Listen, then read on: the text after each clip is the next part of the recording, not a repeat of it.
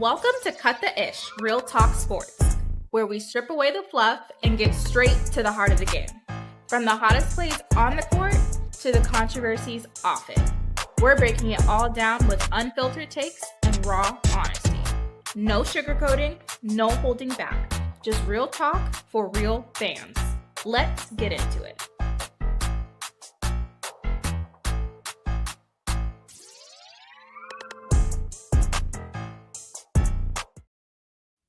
Hey everybody, how y'all doing today? This your girl Keisha with Cut the Ish Real Talk Sports. I hope y'all having a great holiday season.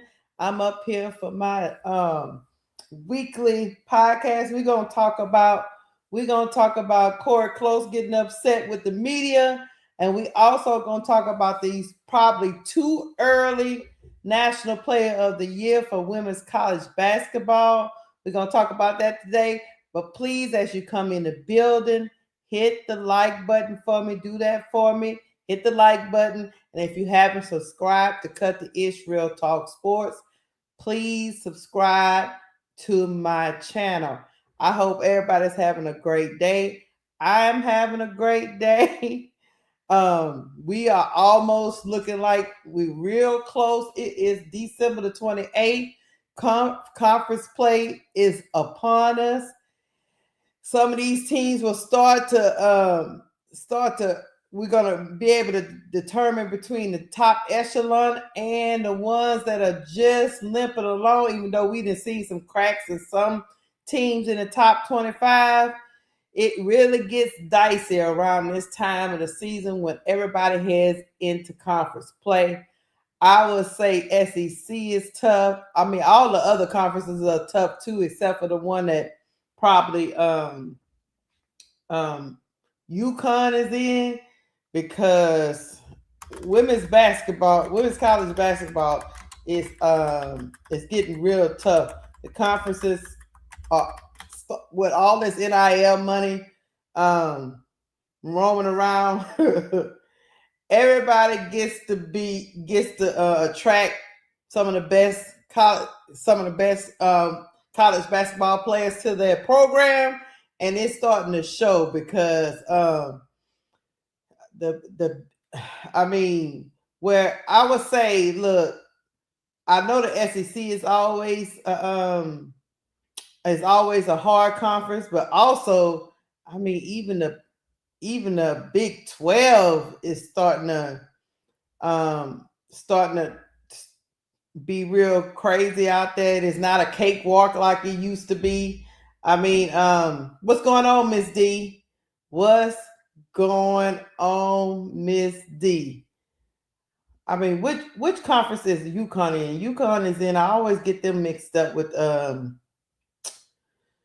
other conference. Let me look up the conferences for women's college basketball, because you know me, I'm an SEC girl, but now I'm starting to see they got great games all around. UCLA, Cori Close was out there talking crazy yesterday. She said she had a top 25 matchup yesterday, and she didn't think they got any buzz.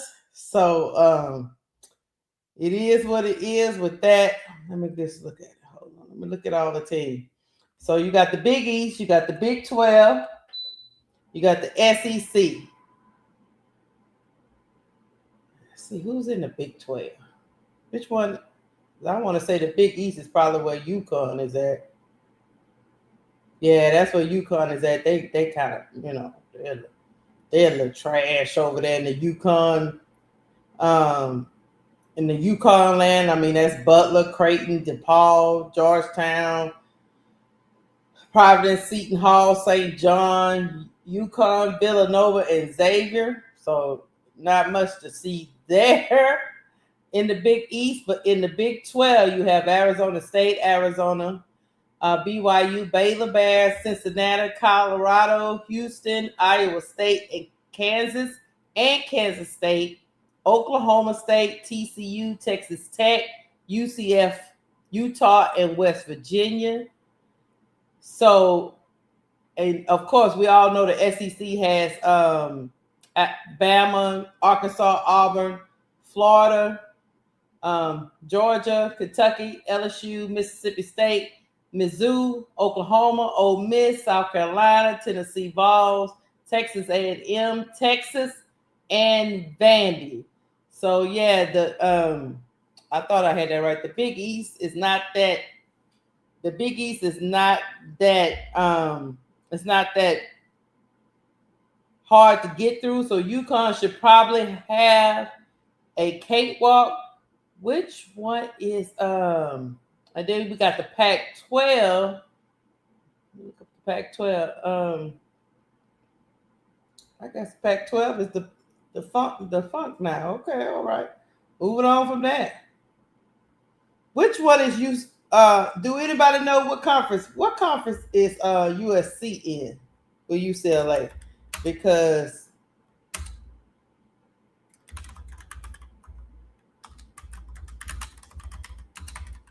Cori Close was over there acting a fool yesterday. Hold on. She's in the Big Ten. Okay. Let me see who else is in the Big Ten. Yeah. Thank you, Henry Hurley. Okay, so everybody else that's in the Big Ten, like I was talking about, so they got, okay, now I got it. All right.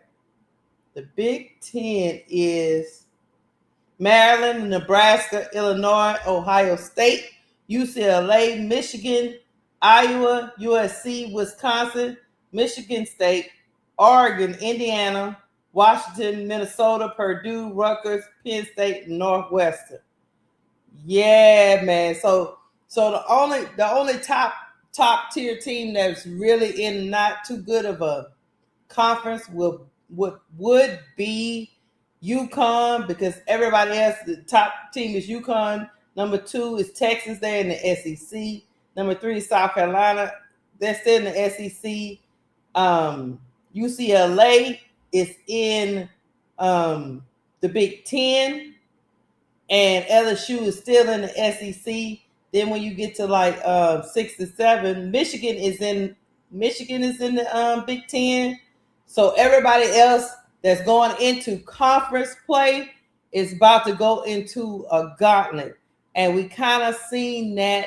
We kind of seen that yesterday with Ohio State and UCLA. I'm gonna bring up the stats for that team before we get into Cori Close's comments, because she was not happy, y'all. She was not happy that her team was playing a top 25 team, and she said there was no fanfare. She said the attendance was good, but however, she said it was not. The media didn't pay attention to the game at all. Let me move myself over to the left right quick, and then we're gonna just look at the stats, because I remember I watched this game.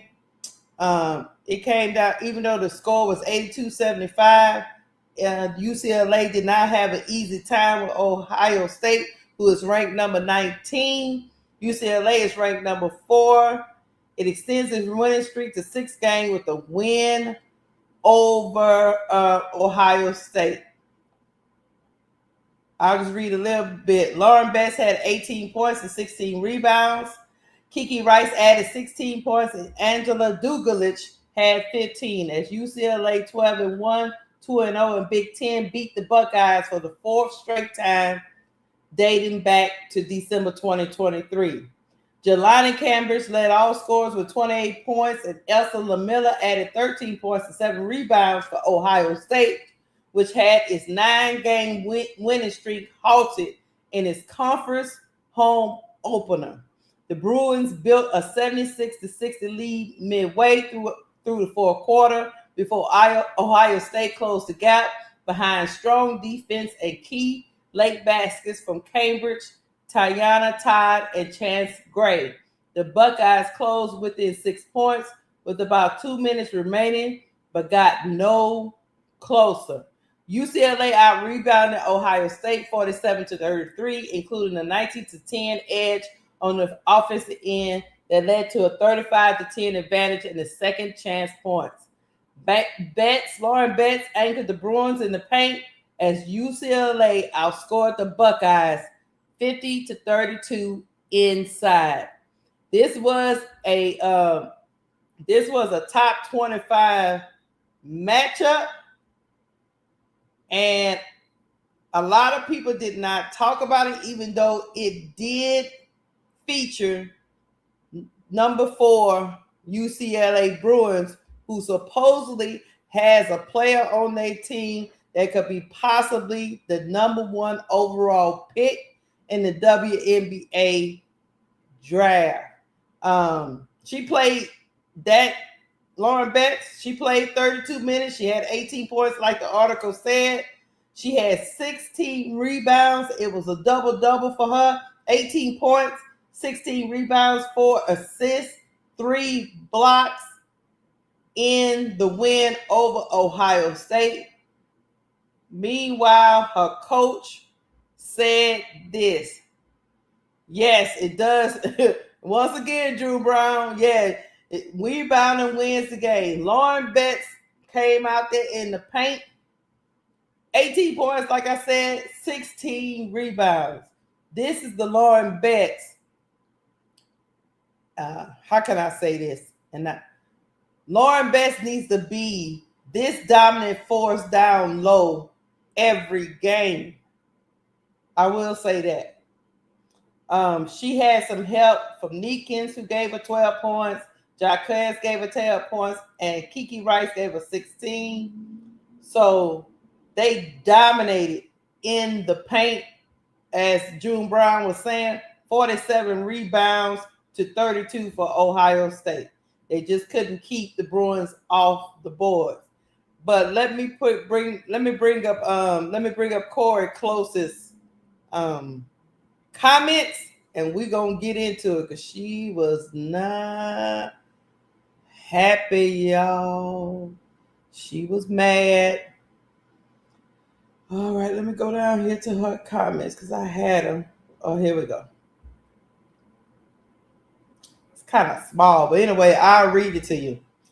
Cori Close said, and I quote, "Honestly, if I'm being really blunt with you, the energy in the building was great, but having no media here at all from either team or from either our team or theirs, no AP," she said, "no nothing, doesn't say a lot. We're the only double-ranked game out today, the only one in the country, and we had no media here today.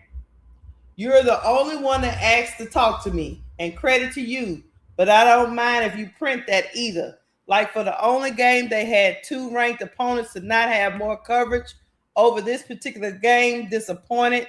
It is very disappointing, honestly." So Cori Close says that even though it was the only double-ranked game on Sunday, even though they was on the top 25 game that day on Sunday, she said she had one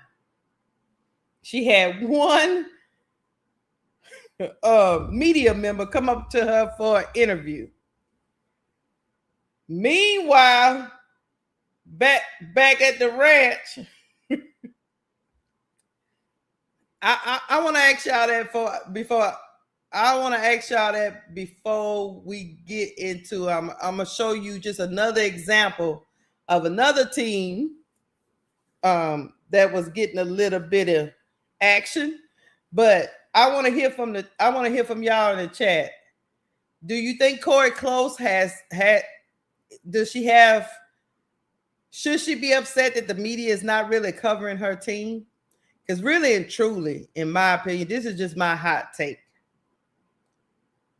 To have a player on your team in Lauren Betts, who could possibly be the number 1 overall pick, to be Cori Close, even though I'm not really a big UCLA fan, I'm not even a really big Cori Close fan, I can acknowledge that her teams have gotten at least close to the Elite 8 and all that before they bounced out. So they are a program that consistently makes a run in the tournament. And her feeling like being in a top 25 matchup, which is always hard to go up against any one of these teams that are in the top 25. Anybody could lose to one of these top 25 teams.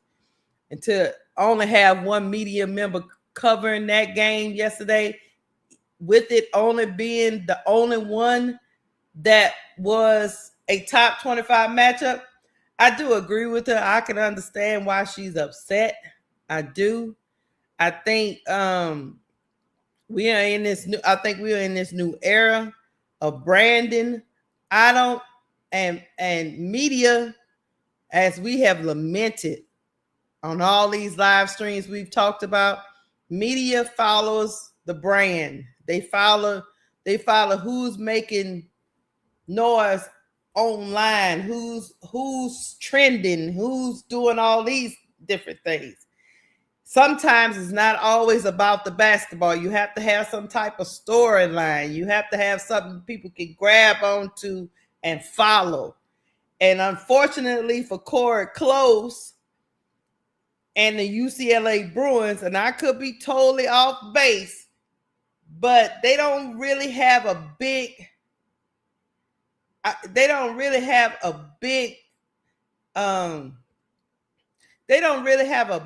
commercial storyline behind them.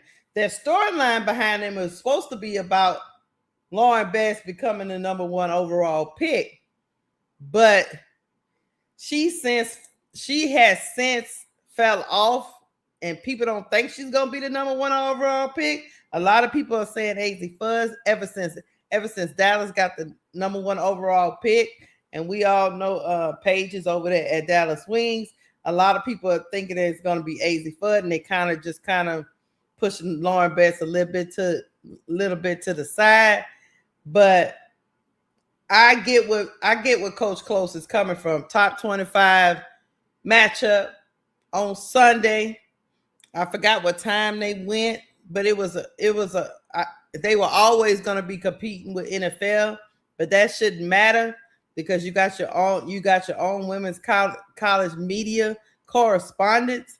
So y'all let me know. What else can Cori Close do to get the media to cover her team? She got both Bet sisters on the team. They top 4. I don't think Lauren Best is gonna fall past top 5, even if she's not the number 1 overall pick. But she don't have the hype that I think they thought they was gonna have coming into this season, coming into her senior season. So yeah, Cori was a little bit disgruntled yesterday, but I'm gonna tell you this. Meanwhile, at the other ranch, I'm going to show you something just to give you a contrast of what Cori is talking about. Because I went and looked. I said, okay, what Cori is talking about, nobody and people online, I'll just show you some of the stuff they were saying online. I will just show you some of the stuff they were saying online before I go and show you a contrast. Hold on. Let me see what they're saying over here.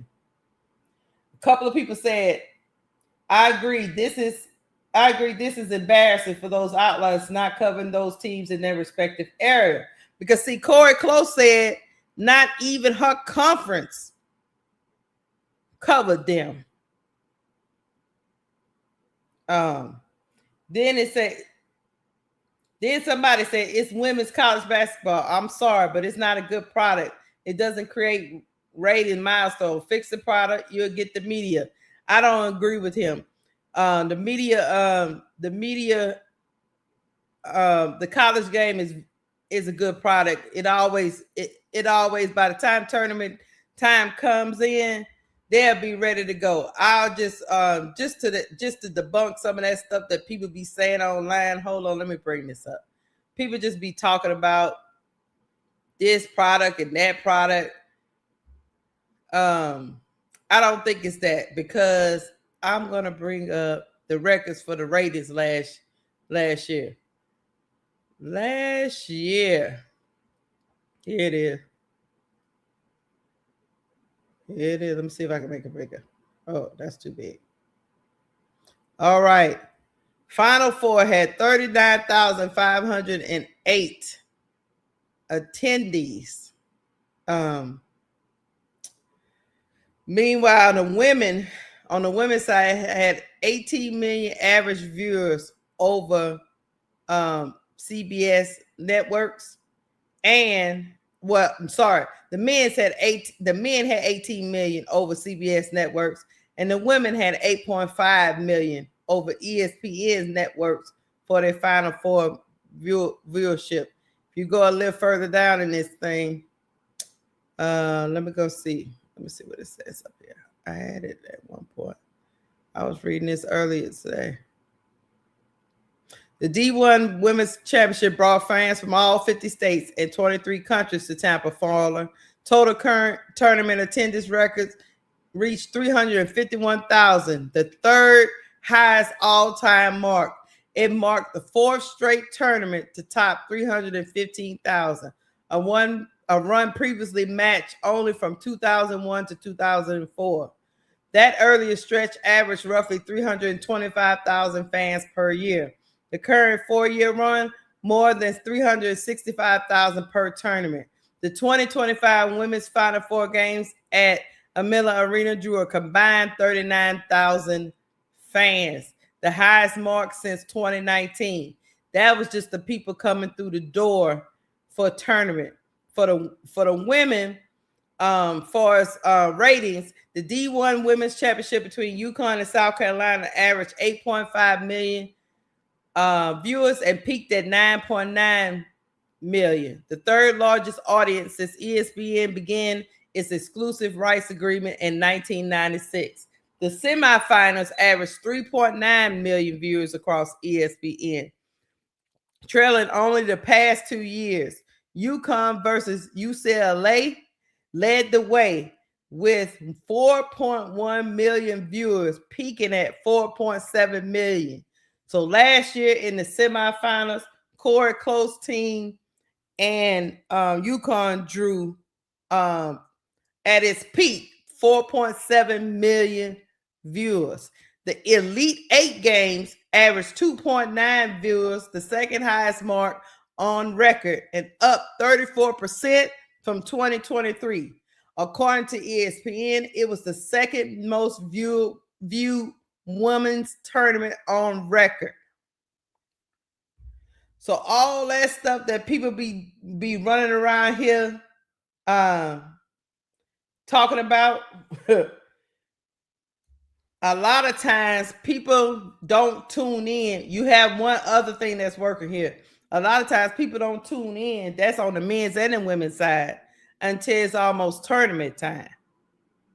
But they would usually tune in for top 25 matchups. So I'm interested to see what the numbers are going to be for that game yesterday. They're not out yet, but I'll go through a couple of more of these comments. The fact that UCLA has its own football campus is more disappointing to the city of LA and their fans. They have played at the iconic Rose Bowl in Pasadena since 1982, but are considering moving to SoFi Stadium. They need to build their own football campus. I don't know what he's talking about. Another person said, I wonder how much of the buildup has been CeCe, Angel, Juju, Paige over the last few years and lifted the entire women's game. There is no there's no denying that Angel and CeCe moment catapulted women's sports. It was like a booming effect. But women's college sports was still bringing in viewers. That moment can't be duplicated.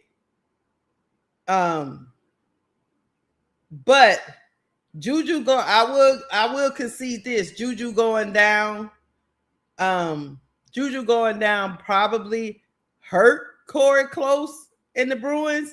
And the reason why I say that was because we were all invested in that UCLA versus USC games last year, the battle for LA.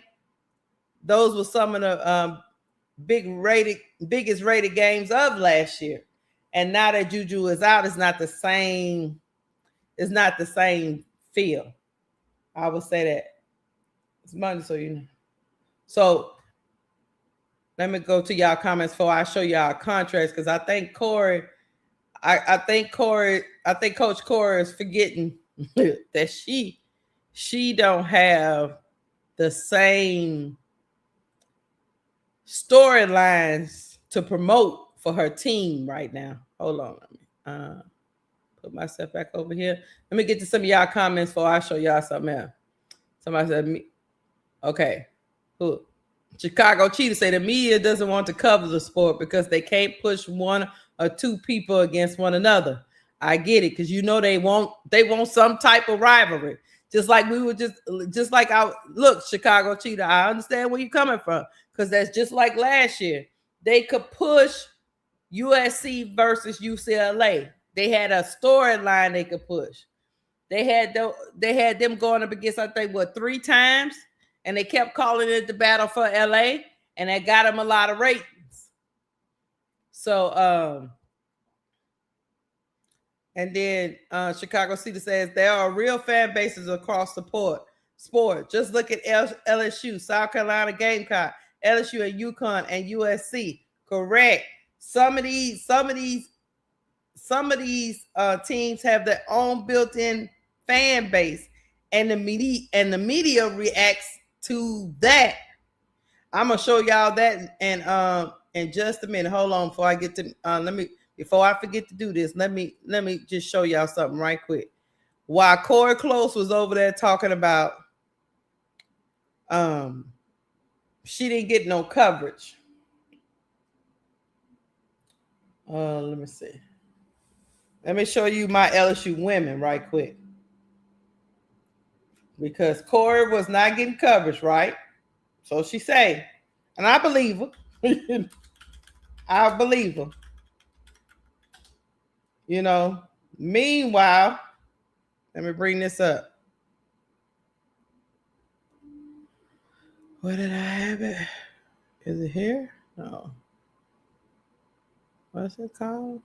Don't make me lie now. I got it, y'all. So I always messing with my. Oh, here you go.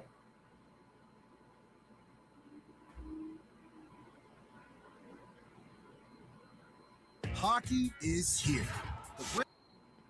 I'll make it bigger so y'all can listen to the interview that was going on while LSU had played a cupcake, and they were not covering Cori Close team. Flau'jae Johnson joining us. Flau'jae, you're smiling. You're giving out kisses to the crowd. This was a nice game right back from the holidays. What was Coach Mulkey wanting you guys to focus on as y'all get ready for league play in this one? Conditioning, because, you know, we done went home and ate all that macaroni and greens. Oh, yeah. Big plates. I know I did. So just getting our win. That's why we pressed a lot, for real.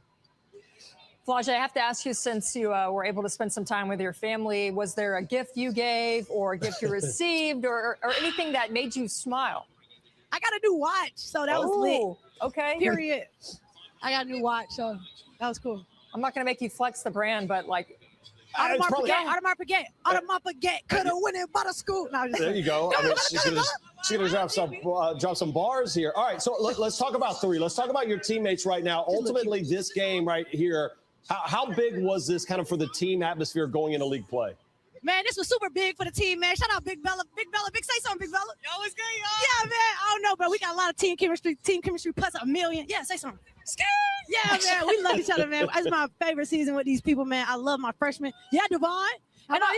It's just good to play, man, because I didn't have a good game. I ain't gonna lie to you. I got good shots, but I wasn't making them. So my team picked me up as always, and it's just good vibes. Good vibes all around. How about Zakaya and the way that she played? What did you see from her today? That's my cousin. You know what I'm saying? She got that last name, Johnson. We actually got to score each other it just makes basketball so fun. Basketball is a fun sport, but when everybody's together and that camaraderie is there, it makes the hard times easier. Like we really, really, real deal love each other, and I'm just so excited to keep on building. Like they're coming to my house tonight. I got to clean up.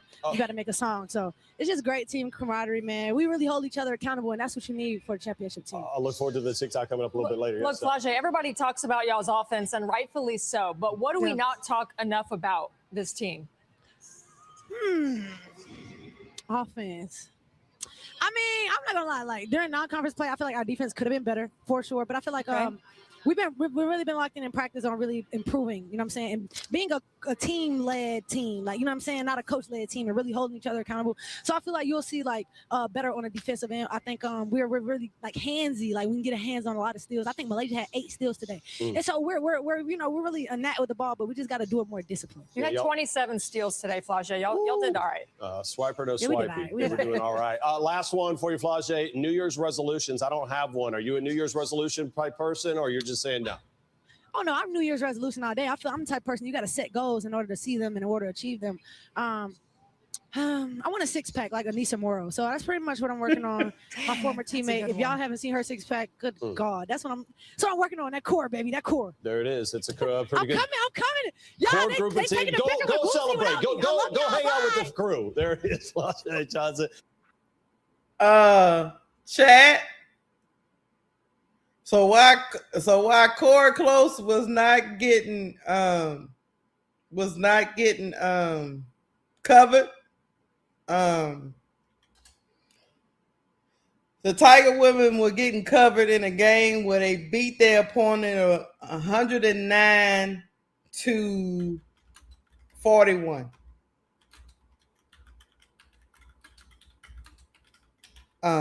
Chad,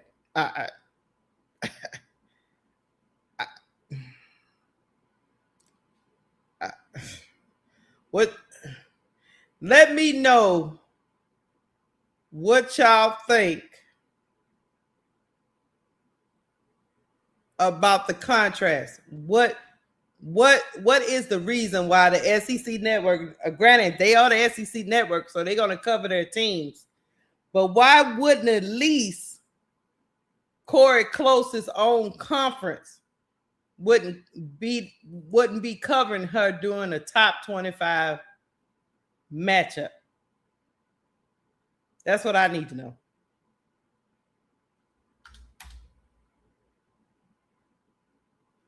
That's what I need to know, y'all.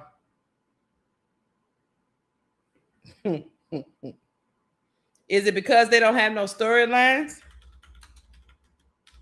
Is it because LSU is just which we already know LSU is a brand, so college sports is going to cover them no matter what. So it could be that, but Coach Cori says she don't give it. Look, she says she don't care what y'all talking about.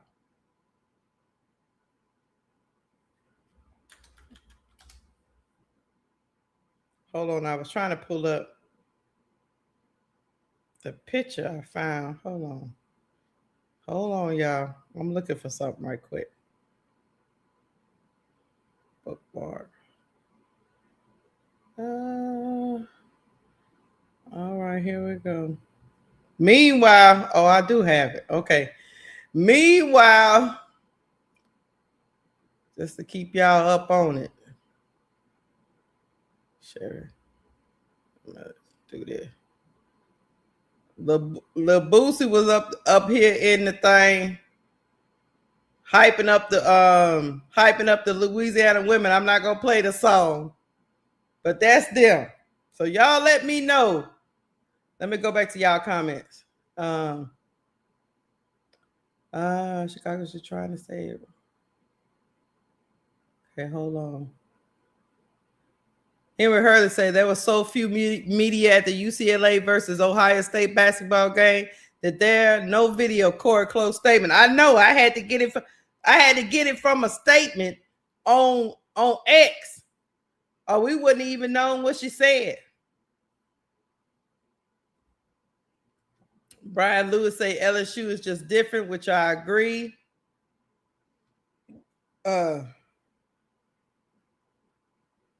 Country Notary said this coverage is from the SEC network. Like Close said, even the Big Ten network didn't cover the game. Yeah, that's what I'm trying to understand. Because at least I said, and even when Flage was talking, I could see a couple of other media members kind of lugging around in the back because they were taking pictures. The team was taking pictures with little Boosie. So I seen a couple of media members over there taking those pictures. But to Country Notary's point, I mean your own network, your own conference didn't cover the game. How do you explain that? Like and ADP said whether people like it or not, Lady Tigers are not like whether people like the Lady Tigers or not, they are the it factor. I agree, they the show.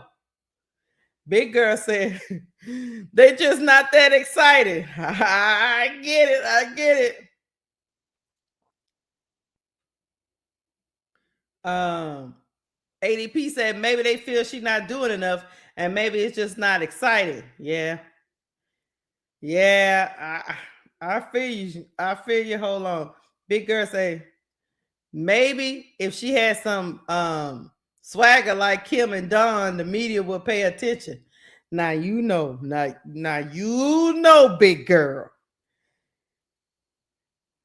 Coach Cori Close she don't really have swagger.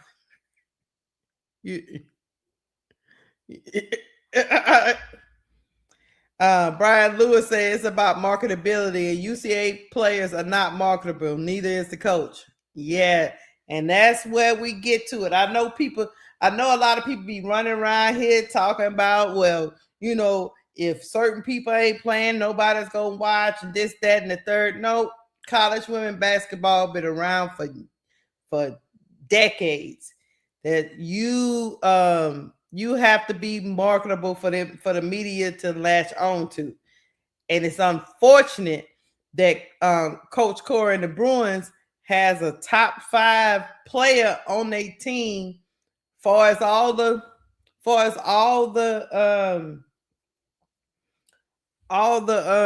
mock drafts.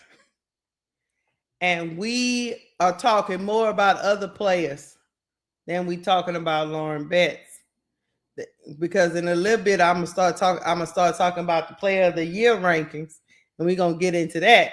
It's too early to determine who's gonna win it, but they got some people just giving a ranking so far through the season, right before we go into conference play. But yeah, she's not. The marketability is lacking.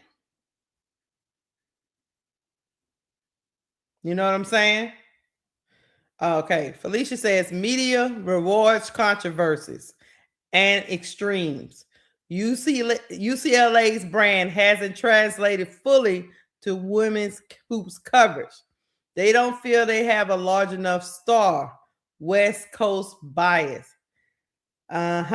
Because even though UCLA is in a big market, I think people forget.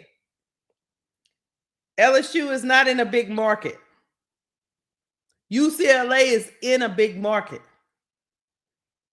And they haven't translated well. USC still runs Los Angeles.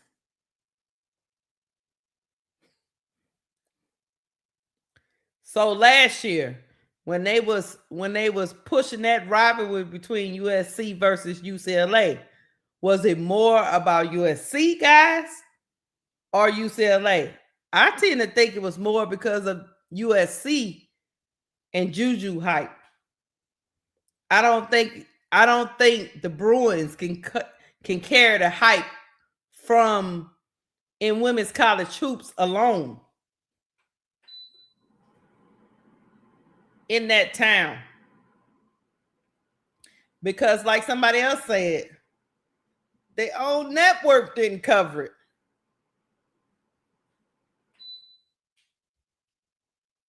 If that makes sense. Y'all let that sink in. So Okay, and Felicia says, look, Brian Lewis say Betts is only top 5 because she's 6'7". I concur. And Felicia says the key is their fans. They need self-promote aggressively to get their fans more involved. Yeah. But yeah, Brian Lewis said, I agree with you. What's up, Victory? I agree with you, Keisha. It was USC. So yeah, I think what's going on with this is they got drug along with, especially last year. I'm just going to talk about last year. They got drug along with the hype because Juju was playing, and it was a crosstown rivalry between USC and UCLA. When Juju went down and Lauren Betts at the beginning of the season didn't completely dominate, and people started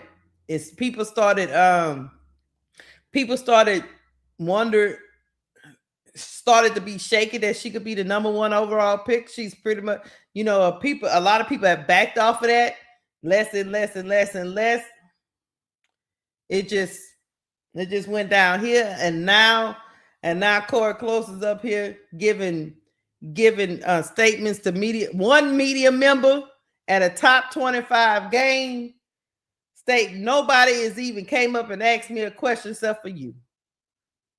And I think it's unfortunate because the atmosphere at the game, the people that came, the attendees, they were all into it. The game had a lot of interaction at the actual game. It's just that the media don't see the storylines to cover them. And a lot of what we learned during this Caitlin and Angel Reese era is they're gonna follow a storyline, and if they find a storyline that hits with the mass public, they're gonna keep hitting that, and they'll start ignoring everybody else. So unfortunately, Coach Cori it's right for her to bring it up because that's her girls. I don't blame her for bringing it up, but I don't know what she can do about it because she can't suddenly get some personality. You know what I'm saying? She can't just suddenly start branding herself. That have to be something that's already ingrained in the program. So it is what it is. It is what it is. I don't know, y'all. I don't know, but I'm gonna get off old Cori because Cori always got something to say. But baby, Now I did want to bring up one person that's in the media. I think she's from here she is, Megan Hall. She said she wanted to throw her 2 cents in. She's a media member, and she says, "I want to throw my 2 cents into this. I can't speak for other outlets, but as far as mine, we're covering it, and it's 100% a priority. Here's where I think it feels like it's not being covered. As much work as outlets put into covering the sport, we typically don't see a big spike in interest until conference play, and then again during tournament time. Does that mean we stop writing? Nope," she says. She said, "Number 1, we have jobs to do. And number 2, this is where any journalist worth their salt goes to work, educate people on things they may be missing in the quiet period. So if there are stories fans feel aren't being told or are underrepresented, please send those ideas my way. I will be happy to take a look and see where I/USA Today can be of service." So basically what Megan is saying, she's a USA media outlet. From what they've seen in the past, that interest doesn't really spike until conference play. And that's when they actually kick it to gear. And pretty much before then, from what I'm getting from her post, before then, you kind of got to sell your own storylines, and which that goes back to your university and their media and their marketing program. But they don't really, in her opinion, they don't really kick in really basically what she's saying until tournament time. That's when they seen the spike of interest in college basketball. It's during tournament time. And then they capitalize on that time. But absolutely, I would say this before I get off of this. Coach Cori Close need to talk to her conference and ask them why they're not covering her team. Because that right there is crazy. You know what I mean? Like, the Big Ten network not going to even cover you?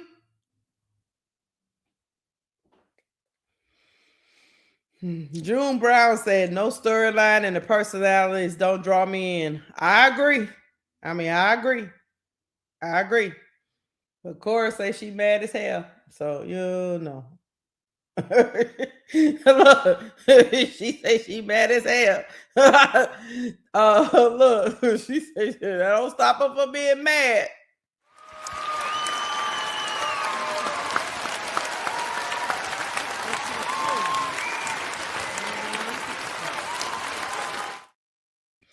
Thank you for the $1.99 super chat, June Brown. Thank you so much. Hey, let me tell you. Thank you. And then Big Girl said, maybe it's because Juju hates UCLA. You so crazy, Big Girl. Juju might be putting that juju on them. Like, look, yeah, she might have put that call in and said, look, don't even cover them. Don't cover them till I get back. Don't cover them. Don't give them no false hope. Right. Big Girl.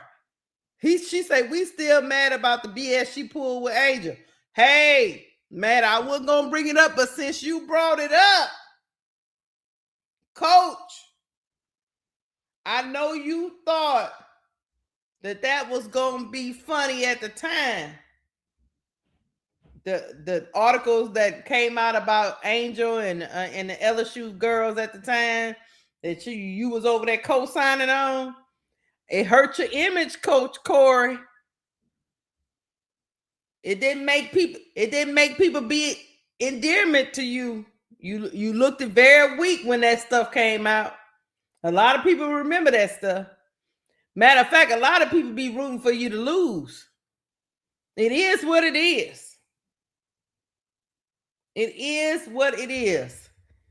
Back when they ADP, back when UCLA was about to play LSU, I think it was, I can't remember, Big Girl, was it the Sweet 16 or the Elite 8? Coach Cora was helped the local paper in Los Angeles write an article calling the LSU girls dirty debutantes and all that old stuff. And then she had to come out and apologize after she got her butt whooped. Big Girl, thank you for that. The Elite 8, she had to come out and apologize after she got her butt whooped. I'm just telling you, a lot of basketball fans didn't like that foolishness, Cori Close. So that's one of the reasons why you don't get too much sympathy from me. So, but I never was a UCLA fan, but I didn't know you was like that until that moment. I didn't know too much about you, Cora, other than that you was a decent basketball coach. But after that, you looked a little vindictive. So it is what it is. And then you got Juju across town, you know. So like USC is a storied program. So is UCLA. I mean, UCLA is always, it's kind of like UCLA is almost like the Lakers and the Clippers. You know what I mean? So yeah, she called them dirty debutantes, Miss D. A lot of people remember that. She might not remember, or she want to try to forget it. But a lot of people in the college basketball fans, they remember that whole hoopla. A Huck talking about college girls. So it is what it is. But I think this year, I think what's going on with her for sure is she had gotten used to all that hype that was going on when they had that rivalry with USC and all that, and they was going for the Battle of LA, and everybody was covering Juju's rise, and she was a part of that. And now Juju is out, and nobody pulling up, y'all.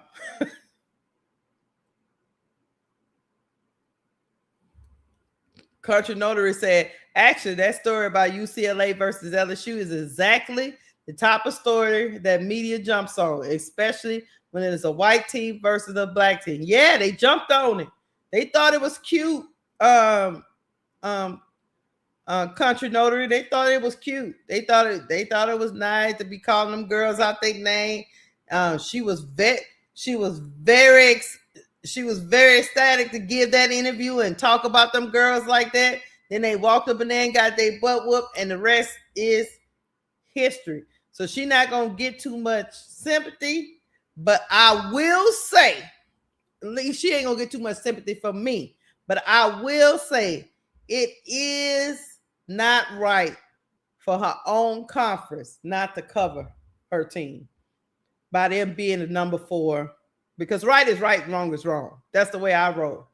It isn't right for her conference, her network, not to cover her team, who's the number 4 in the country. But that's just my opinion. Cori need to be mad at Big Ten Network. She don't need to be mad at everybody else. she need to be mad at them. So, it is what it is. All right, we're going to move on to the next topic. Y'all hit the like button, hit the like button, hit the like button, hit the like button. I hope y'all enjoyed that conversation. Cori probably going to be crying until tournament time, but it is what it is. It is what it is. She better get used to it. Let me get up here and show y'all something else. So, people are out here talking about, it's kind of early, in my opinion, to be talking about the National Player of the Year race. But as we head into conference play, we might as well talk about it and see who y'all think in y'all mind who is, who y'all think is leading this race right now as we head into conference play. Let me go look at the poll. Ooh, okay, Sarah Strong. The poll shows that I dropped in the chat. Sarah Strong and Audie Crooks are tied. AZ Fudd has 12% and Lauren Betts has 4%. Hold on, let me bring it over here. Right now, I was looking at, let me bring up this tweet. Taya Goodman on X. She writes for on 3. Her watch list is this, and we're gonna debate it right now. She says number 1 is Sarah Strong, number 2 is Audie Crooks, number 3 is Rory Harmon, number 4 is AZ Fudd, and number 5 is Lauren Betts. Who do y'all think should be number 1? Let me know in the chat, because this race between Audie Crooks and Sarah Strong is, I definitely think the 2 top contenders is Sarah Strong and Audie Crooks. Let me pull up let's pull up some stats, because what Audie Crooks is doing, I know she didn't play some cupcakes. I know she didn't play some ranked teams. I know all of that. But you can't deny that she is averaging 28 points, 28.9 points a game, 5.9 rebounds a game, 1.9 assists a game, and 71% from the, is it the free throw? No, 71%. No, that can't be right. She is 63% field goal percentage. She shoots no threes. She is 66% from the free throw line. Okay? That's Audie Crooks. So Audie Crooks is, let me go to her stats, make sure I got this right. Audie Crooks is averaging 28.9 points a game, 5.9 rebounds a game, 1.9 assists a game. She doesn't really block the ball. She doesn't really steal the ball. But she has a field goal percentage of 71%. She doesn't shoot any threes, but her free throw percentage is 69% from the field. All right, now we're going to go look up Sarah Strong's, since we're having this debate. We're going to look up Sarah Strong's stats, because Sarah Strong stats are not going to be the same as Audie, in my opinion, because she is surrounded with talent. Hold on, let me pull up. Am I misspelling her name wrong? I am. I don't know why I'm putting the I at the end of Sarah's name. There we go. All right. Now, Sarah Strong stats is, and she's just a sophomore, 18 points a game, 8 rebounds a game. So she's out rebounding Audie Crooks. 4.8 assists a game. She is out assisting Audie Crooks. 3.5 steals per game. She is out stealing Audie Crooks. 1.8 blocks per game. She is out blocking Audie Crooks. Her field goal percentage is 58%. So Audie is more efficient than Sarah for the field goal percentage, but Sarah is shooting 36% from the three-point line.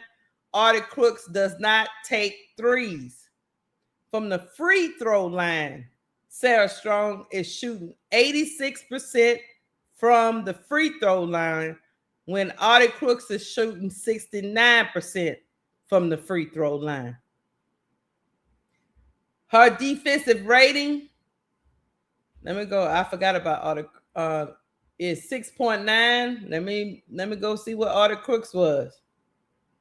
Audie Crooks' defensive rating is 3.7. So when we sit here and talk about basketball, the player that is affecting every statistical record this season for her team is Sarah Strong. And I get it. Audie Crooks is having a hell of a year. She is having a hell of a year in the paint. But Sarah Strong is scoring, blocking, stealing, defending, and go to the free throw line and give you 86% free throw percentage. And she facilitates as a big, and she's stretching the floor.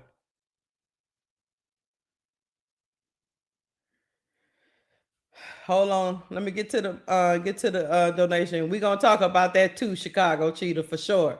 Hold on.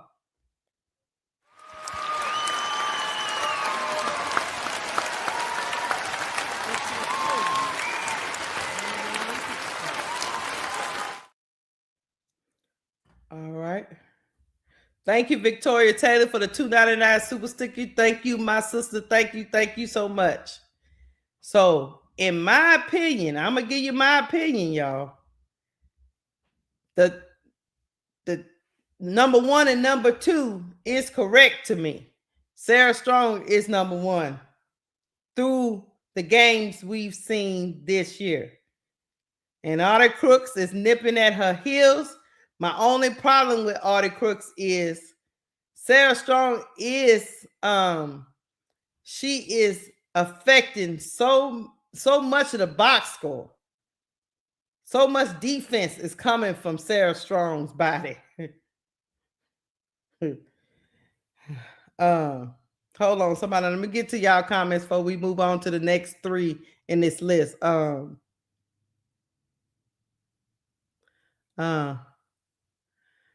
Contra Notre saying when Audie plays against a real team with good bigs, she gets swallowed up. South Carolina made her and Addie Brown look like middle schoolers last year. Yeah, we about to see. Hold on. Then Jay said, I love Audie, but trust your eyes. The actual basketball tape and ask yourself, if Audie is better basketball player than Sarah? The answer is no. Sarah affects every facet of the game. I agree with you, Jay. That's why I just went through the stats like that, just so people can understand where we're coming from, because a lot of people get stuck on 29 points a game, but they don't think about the other parts of basketball. Sarah Strong is dominating on both ends of the floor while stretching the floor as a big. But that doesn't take away from the incredible run that Audie Crooks is on. I love her story. I love it. I love it. I love it. Brian Lewis says Shaq shot terrible from free throw and didn't shoot threes, and he was an MVP. I understand where you're coming from. I do. Now you talking about Shaq in college, or you talking about Shaq in the pros? Victoria Taylor said I go with Sarah, and then we're gonna get Big Girl say, Keisha, why you say that? I can hear Tulip now saying Audie don't play no defense. I didn't say Audie didn't play no defense, chat. I just said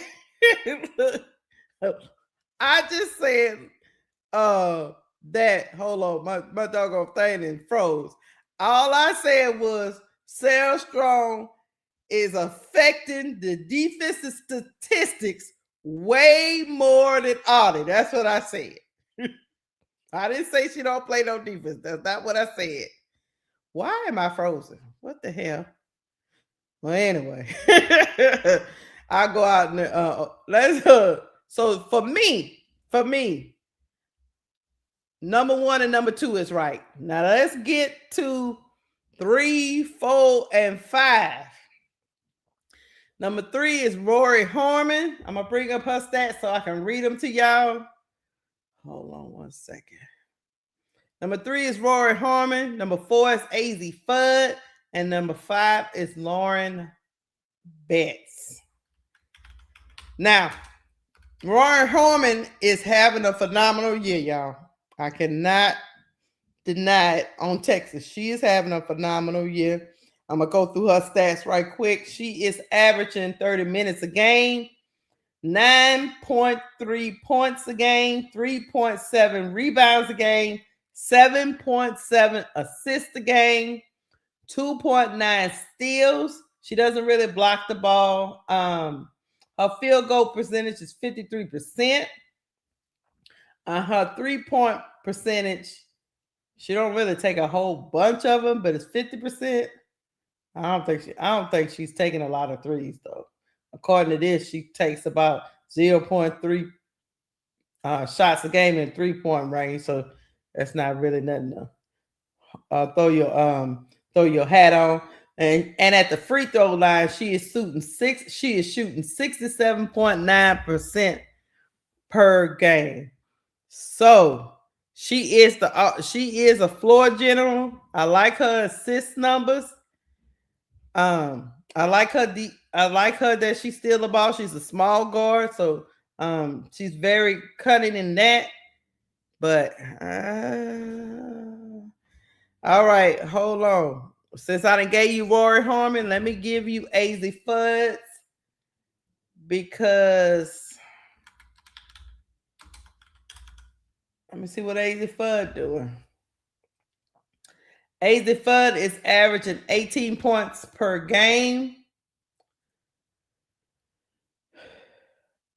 2.8 rebounds per game, 2.8 assists a game, 2.3 steals a game. That's good. She's shooting 50% from the field, and she is shooting 50% from three, and she takes about 3 to 6 threes per game. And from the free throw line, she is shooting. Oh, okay. She's shooting 100%. So that's that. And then Lauren Betts. I'll bring up her stat. Another post player they didn't put on this list.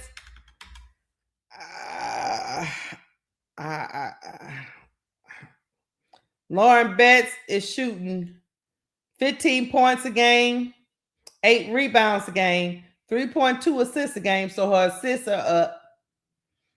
0.8 steals a game. She don't steal too much, but 2.3 blocks a game. That's good. She's shooting 57% from the field. She doesn't shoot threes, so there's no percentage for that. And she's shooting 67% from the free throw line. You know what I'm saying? So let me see what Jay said. Jay said, I would move AZ up to 3 and Madison Booker at 4. AZ is shooting 49%, 50% from 300% free throw percentage. The 5th spot is open, highly debatable. Best should not be on the list, right? Hey, Jay, I was just about to say in my hot take, when I first looked at this list, I said Lauren Betts, in my opinion, don't belong on this list. Two post players are already there, and they are head and shoulders, in my opinion, right now above Lauren Betts. That's that. AZ Fudd, in my opinion, is better than Rory Harmon, so I would have put her 3rd. It's hard for me, and I get where Big Girl is coming from too, but it's hard for me to put anybody above Sarah Strong and Artie Crooks.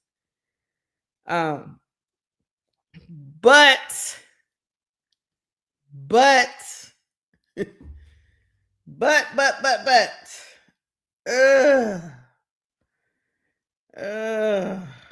it's so hard to say goodbye. I got Madison Booker. Let me go look up her stats, because to me, I love Lauren Harmon, but I probably would have switched her out for her teammate. And y'all let me know if I'm completely off base, but Madison Booker is averaging 18.8 points a game, 7.3 rebounds per game, 4.2 assists per game, 2.7 steals. She is shooting 53% from the field. She's only shooting 25% from 3, but neither is Rory Harmon not shooting really good from 3 either. She don't really shoot from 3s. We all know Madison Booker is the midi queen, and 85% from the free throw line. If it was me, I would switch out Rory Harmon for a teammate, Madison Booker. That's me. And then we don't have one LSU Tiger on this list. If I go and look at Fly Jays, and I'm hoping it's because they've been playing cupcakes. Maybe that's why people didn't want to put one of them on the list. But if I switch out Rory Harmon for Madison Booker, leave AZ Fudd, I would put AZ Fudd at 3, Madison Booker at 4. But even if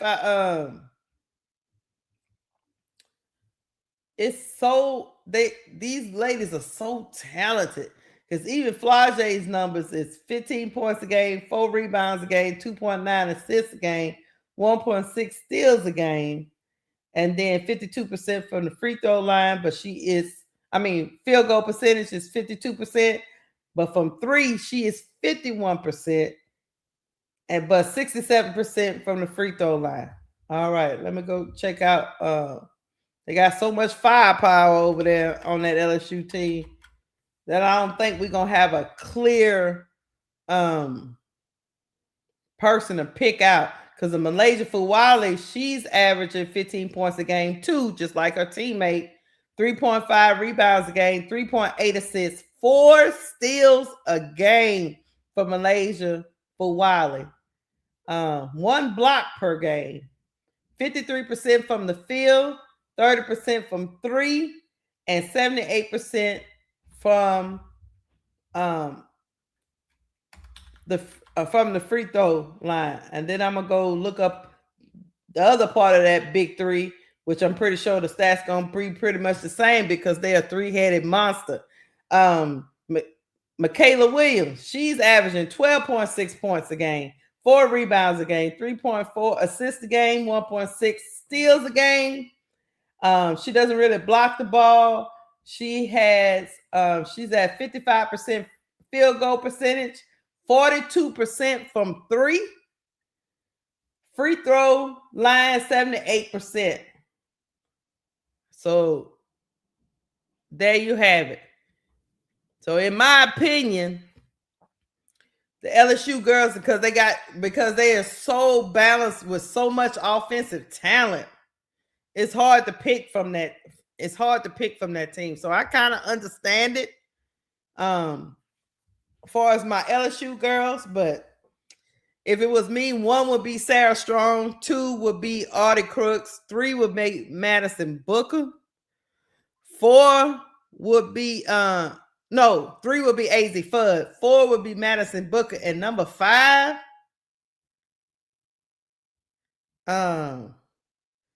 it's open. And I agree with Brian Lewis. Brian Lewis said, hold on. Brian Lewis said, Keisha, LSU players are getting penalized because they're not playing a lot of minutes. Right. Because they playing so many cupcakes right now, and Kim Mulkey can essentially switch out 4 for 4. I done seen her do 5 for 5, 3 for 3. She can switch out players at will right now because of the offensive output she getting from the starters to the bench. So right now it's kind of hard to evaluate. So I understand why they're not on this chick's Taya Goodwin's list. So they're getting penalized for that. But that all should change during conference play. But if you want, the one other player I think that should have got some consideration in this top 5, and y'all let me know what y'all think, because I am very honest over here, is Joyce Edwards. What do y'all think about Joyce Edwards? Joyce Edwards, I'll give you her stats. She is averaging 21.4 points per game, 6 rebounds a game, 2.8 assists a game, 2 steals a game, 1.5 blocks a game.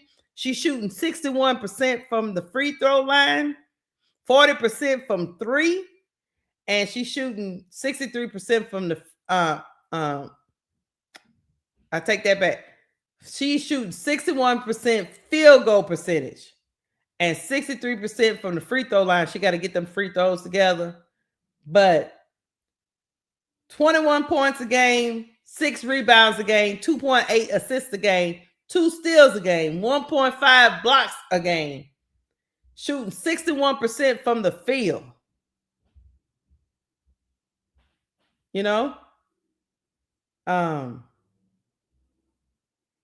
But her defensive rating is 3.5, which is less than somebody like Sarah Strong or Madison Booker. But Joyce Edwards has been balling, y'all. Joyce Edwards has been balling, y'all. Like for real. Like, look, Lady of Rage, Afro Puffs has been balling over there for the Gamecocks. So that's the only other person I could possibly put that. If I take Rory Harmon out and put in Madison Booker, leave AZ Fudd, and then maybe insert Joyce Edwards. Just up until this point. And Tulip think nobody pays it. Nobody notices Artie Crook's defensive limitations. I will say this about Artie Crooks Tulip plays. You have to give her this. Artie Crooks she can defend the rim. Now she can't be out there doing all that switch, but she does defend the rim. Tulip plays. You gotta at least give her that. You know, it's hard to get around Artie Crooks. So that is that. But y'all let me know in the chat before I get up out of here. Let me know in the chat. Anybody I'm missing that should be in this top 5? Because I just thought about Joyce Edwards. I was like, yeah, Joyce Edwards look like she not getting, no love at all. They barely talk about. And I think she been balling. Yeah, that's another one. Olivia Miles. Yeah. Felicia said, why Olivia Miles ain't on the list? Let's go check her stats. Hold on. Because I love me some Olivia Miles. I love me some Olivia Miles now. Olivia Miles right now is averaging 18.9 points a game, 7.2 rebounds a game, 7.6 assists a game, 2.2 steals a game. She doesn't really block the ball. She's shooting 53% from the field, 36% from 3. She's shooting 83% from the free throw line.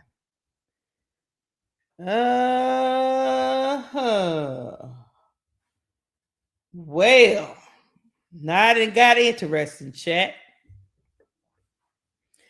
Olivia Miles is affecting a lot of this box score. I'm going to say this again. 18.9 points a game. 7.2 rebounds a game. 7.6 assists a game. 2.2 steals per game. She's shooting 53% from the field, which is efficient. She's shooting 36% from 3. And she's shooting 83% from the free throw line. And her defensive rating is 6.6, which is up there with Sarah Strong. So I agree with y'all. We got to rethink this thing. We got to rethink this top 5 list. We already got rid of Lauren Betts. Olivia Miles is better than Rory Harmon at this particular time.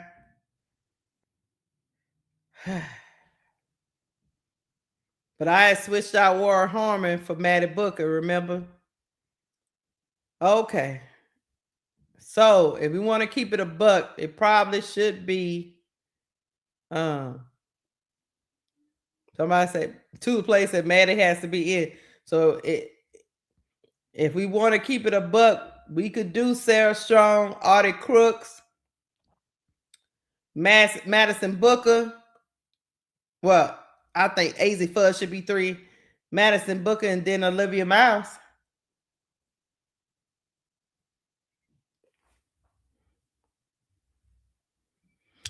Y'all let me know.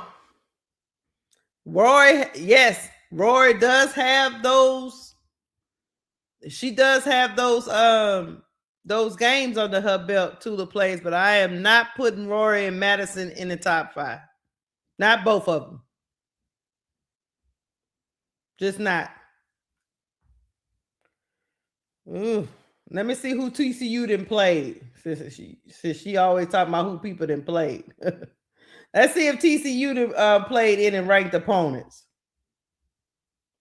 Let me see. I go to schedule. Okay. TCU has played. They have played 3. They haven't played. No, let me see. Okay. They played 1 ranked opponent, which was NC State.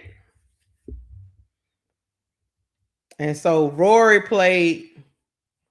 She played South Carolina. I forgot who Texas played. They played UCLA. Didn't they play UCLA? No. They played somebody else, didn't it? Hold on. Let me just bring up their schedule because y'all been trying to have me had all this in my head, and it is hard players. Let me see who they played. Okay, Texas played. They played a lot of cupcakes too, but they played UCLA and South Carolina, and then they played Baylor. It's they top.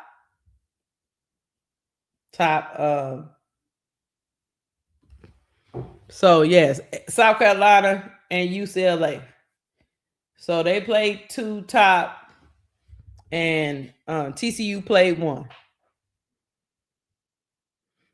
And in the statement game for Rory Harmon was that UCLA game when she had 26 points. So it's early. Yes, Texas has had the tougher schedule so far. But it all balance out by the time the season is over with. But I get what you're saying. But if I leave, that's the thing. You leave Rory Harmon in, you can't. I'm not doing Rory Harmon and Madison Booker at the same time. That's just me.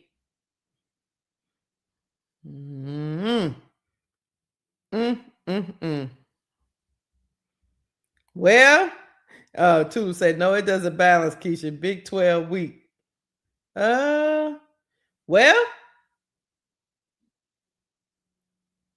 let's see who else they gonna play, because TCU is gonna play when it's all said and done. Out of ranked opponents, after right now, they're gonna end up playing Ohio State, Texas Tech, Baylor, Iowa State, and Baylor again. They'll play Audie and them and all of that. So I get it. Texas. Well, we already knew that though, Tulip. Texas is in the SEC, so they path is always gonna be harder because the SEC is a tough conference. So all I can tell you is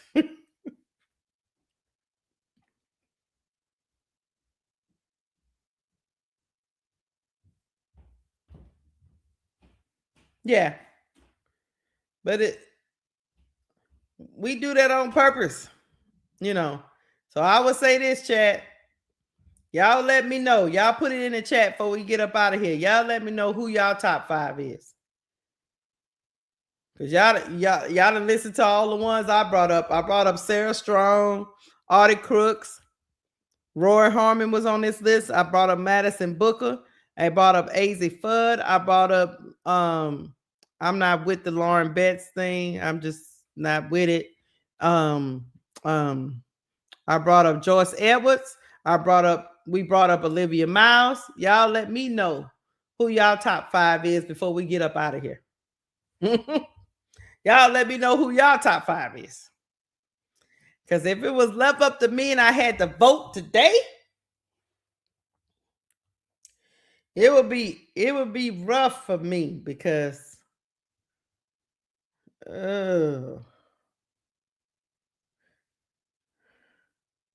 okay, hold on. USC beat Nebraska in Nebraska. Oh, did they just finished playing, right? Yeah. I'm not shocked by that. But I'll go while y'all putting y'all things in the chat. God, Y'all let me know who y'all 5 is. While I'm looking up the score. Yeah. Yep. USC beats Nebraska. I'm not really shocked because that is a talented USC is a talented young team. That's their problem. They are talented, but they are young. Jazzy Smith, let's see what she did today. She had 17 points, 8 rebounds, but Kennedy Smith had 17 points, 9 rebounds. Okay, we getting somewhere. Kara Dunn gave him 14. London Jones was in the starting lineup, 13 points. That probably should have been happened and they looked like they had Malia Samuels coming off the bench, so they have Gottlieb to made some changes over there. Okay, I have to go back and watch that because I was on with y'all, so I didn't watch it. I might have to go back and watch that. Nebraska had 1 starter in double digits. That was Britt Prince. And then they had Eliza Mapon and Logan Nisley off the bench. They gave them both 10.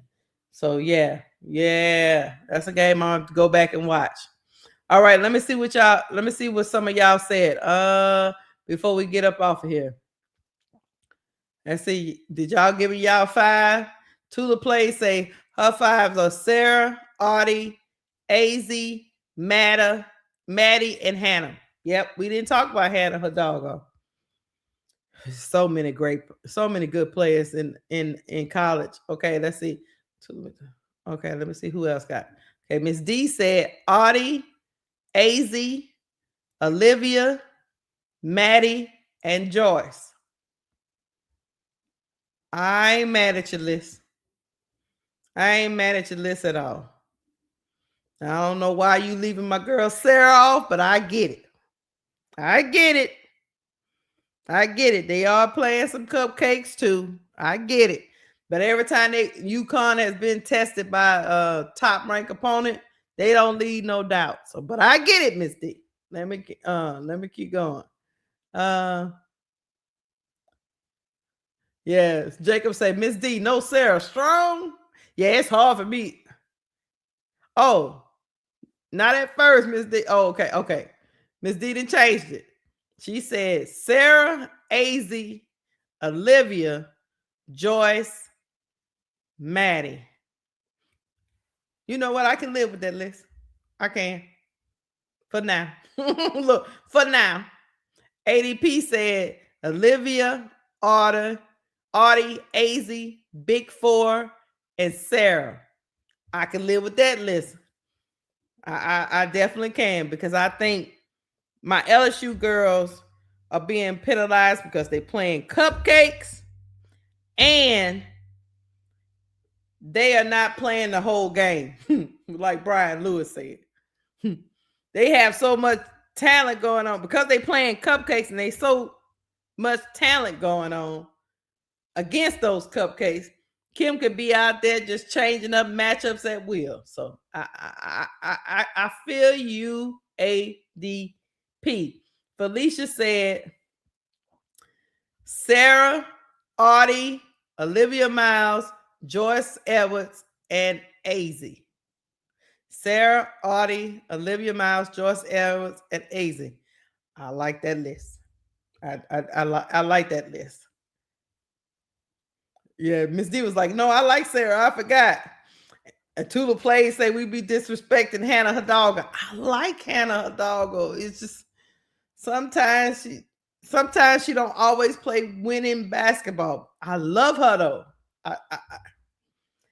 Hannah Hidalgo got her chance to show it to me in conference play. It's time. Hannah Hidalgo, I got a feeling she might make a fool out of me. So I'm rooting for you, Hannah. Okay. Right.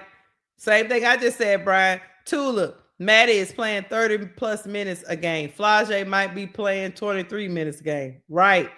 I'll look it up for you. Big 4 is only playing, let's see. I think that's what people not understand. They just, they just be on their soapbox. But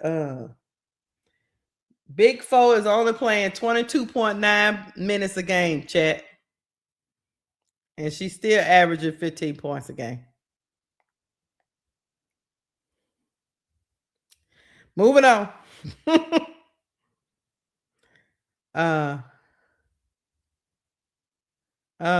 You can. He talking about you can Tulip telling Brian you can't have your cake and eat it too. No, she's averaging 22 points a game, Tulip. She's not really playing a whole bunch of minutes. Here we go. Felicia said, I love Hannah game. In fact, during the summer games, Olivia wasn't having a good game. She volunteered to sit out so Hannah could play more because she was the hot hand. Yep. All right. I got some. Look, Miss D say, look, I got a top 6. I told you it's hard to stay in that top 5. Miss D say, look, okay.